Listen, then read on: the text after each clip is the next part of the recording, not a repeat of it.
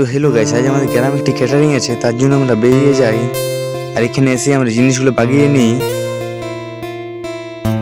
তারপর আমরা ক্যাটারিং চালু করে দিই এক সাইডটা।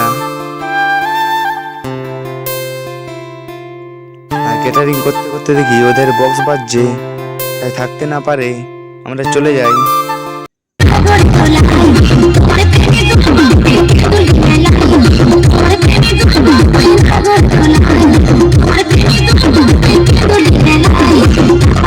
দেখতে দেখতে বরযাত্রী চলে এসেছে।